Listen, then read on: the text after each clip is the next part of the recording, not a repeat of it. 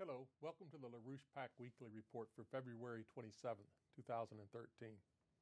I'm John Hopeful, and joining me in the studio today are Ben Denniston and Michael Kirsch of The Basement and Lyndon LaRouche. Good morning, Lynn. Well, the Bank of the United States, as the means of the powers of Congress, was the chief way in which we founded the country with Hamilton's team. And what we have now on the website is available on the front page. You can find it. Draft legislation to restore the original Bank of the United States. And it's aptly titled to cause the relevant reactions. To return the United States to the principles of the credit system. It has a lengthy introduction because it's absolutely required to shatter monetarism, to shatter what people would normally think of as money.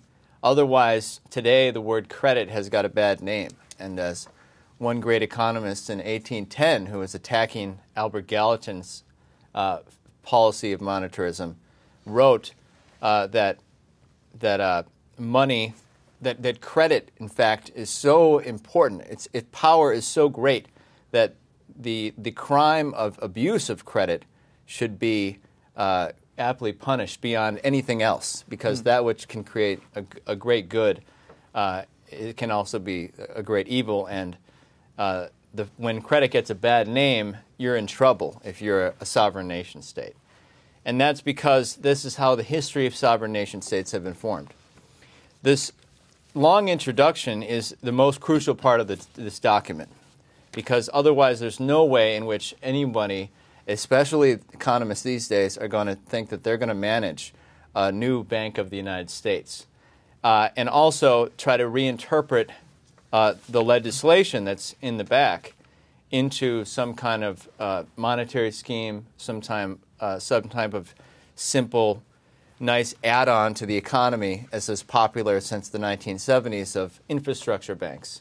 Everybody's got a nice idea for credit for the little guy or something. But what we really have to have is something that's systematic throughout the entire economy and defines the guiding boundaries of the economy at the national head with a credit institution that's not simply an add-on to the economy, but is now going to be governing and defining the new relations of the whole economy. And we're so far gone. And as you said now, just this continuing explosion of the system since 2007 that you forecast, that was itself the explosion of the systems since the 1990s. It's made it so that our real economy, as we go through in the beginning here, the measure of value is not capital and labor or the self-evident value of money. What Hamilton did in the manufacturer's paper was to shatter that. And as you've developed in the science of physical economy on that even further, the real metric is the powers of the mind, which increase the productive powers of labor, and therefore productivity is what defines capital. And we are so far gone with that real economic metric, our machine tool sector and our scientific creativity and our even ability to restore ourselves to break even is so bad that nothing short of a new Bank of the United States that will transform the whole economy and become the new guiding metric and of value, and also the relations of the economy, can even hope to get us back to square one. And that's the lesson, really, I think, the key lesson of Franklin Roosevelt, is that he wasn't simply doing a limited direct lending to industry in the 30s as a nice repair job to gear back up the economy. It was so great in the 1920s, and we just had to do a little fix, and then we let it spin again like a machine. That the Federal Reserve is modeled on this mechanical machine, laissez-faire. But he was saying we have to rebuild a whole new economy from decades of collapse before that. And so what he did with his actual plan was to have a credit bank in every Federal Reserve district and then make it a permanent structure of the system. What he did with the Reconstruction Finance Corporation was, in fact, to build a new economy. And we're at the point today where we're in a similar situation. There's no crash. There's no crash of 2007-8 that's caused by some monetary crisis. It's the systemic organization, and therefore the systemic solution is not in banking reform or regulation. It's essential. It's the immediate thing that must be done. But the river doesn't make the banks. I should say the banks don't make the river. It has to be a transformation of the economy through this kind of credit system, which will bring into existence a new economy. We don't need to fix an economy.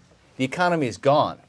So the issue now is everybody is knowing that the system is shot, and whether you're looking to hide in your basement and get canned food, or whether you're buying gold and silver, or just a bunch of guns, everybody knows the system is gone, but the question is, what's the solution? And the only basis for the solution is this credit system of Hamilton and the way in which the Constitution was formed. This was not an add-on to the Constitution. It was the chief driving cause for the creation of the Constitution. And we go through that, but also is that, yeah, the metric is always changing. As you said, it's not the numbers, right? Because the numbers are constantly being shattered. And what I've demonstrated in this report is that, see, people, once you start talking about money, then people get totally confused. And so the issue is every single term, because every single term that Hamilton uses, he's using it in a completely different way.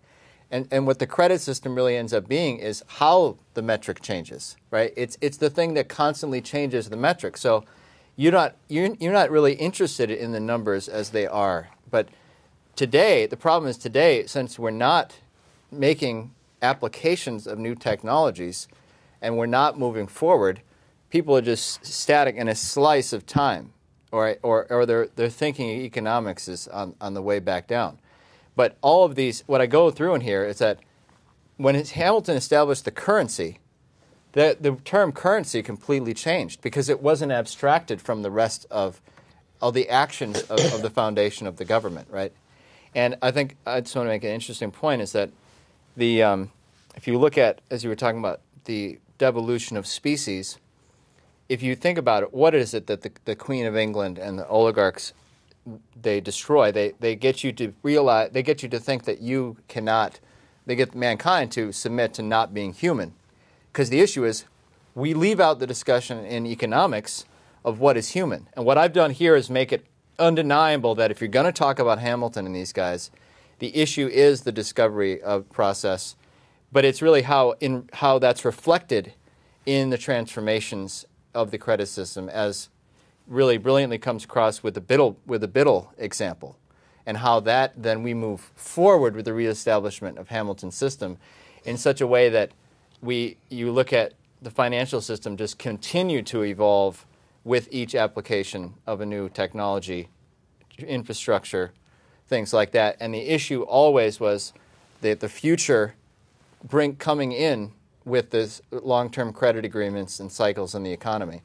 But what you get then is you get the nature of man as our nature is we're making these new discoveries. That's changing, transforming the relations in the economy. It came across in one of our recent weekly reports here. It was not myself, somebody else brought it up, that as the biosphere will generate new species according to an evolutionary process with a directionality to it, which is undeniable through the evidence that we presented, that with mankind, we're the creators. And what we create is these new discoveries. And so once you stop doing that, you forget you're a creator. But we generate new ideas that take the form of things like machine tools and transformations in technology that increase the productive powers of labor. And then if you're a real economist, the only thing you're interested in is that the shadows of those are expressed in the currency. But the biosphere, when it dies, individual species die, but it's the biosphere, or I should say not when the biosphere dies, but when the biosphere goes through a transformation, the species are in effect. Similarly now, we've lost the manufacturing industries. We've lost things like that, but that's not what we're thinking about, right? We're not fixated on, hey guys, we need a credit system so we can just bring back an industry for a particular point. No, you're looking at the total organization of the economy is akin to, and I'll make the metaphor, it's not exact, but it is akin to the organization of the whole biosphere. The credit system is the expression of that politically, how you organize society, and the financial system, according to nothing but Hamilton, and I say it better here than I can say it out loud right now shortly. But it's that organization. It's akin to life and death. So once you kill the animal, and now you can describe the same molecules inside the animal. But with the credit system, it will generate things, individual new machine tools, and individual steps forward. Now we've almost lost all of this stuff. But if we try to fixate on specific things, we won't get it. We have to go to a total new organization. And it has characteristics when you organize a nation state around nation building. It has certain characteristics, and those characteristics can't be confused with the whole system itself. And in this report, what I've demonstrated in going through this is the undeniability of that point, really. It is still the American tradition, not as some kind of unique animal or bestial kind of thing, but the fact of what the United States creation meant for the history of mankind as a whole. We were an inspiration for mankind. But the British Empire, and what the British Empire continued as the British Empire, has been the problem. And the point is the Roman tradition of empire is you've got to keep the masses of people down and stupid. And you've got to reduce the population to a smaller amount that the small oligarchy can control. And that's the issue. That's what we're up against. The principles, with the Hill principles of physical science and everything attest to this. We as a human species know what to do. But we have too many people who are rendered dumb and stupid by their subjection to oligarchical principles. And our problem has always been, as Americans in particular, and that's what all our American heroes were, people who represented this alternative to Europe. We weren't haters of Europe, far from it, but we recognized that the European political social systems were not suitable for human existence. And we saw with the crushing of Bismarck, that was the end. That was the end.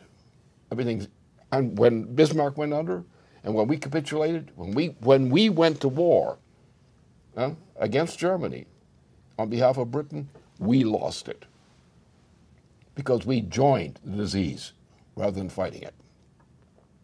And the disease was this oligarchical system, which we trace, typically from the Roman Empire. Well, I'd ask people to join us in this endeavor immediately. All right, with that, we'll wrap it up for this week. Thanks for watching.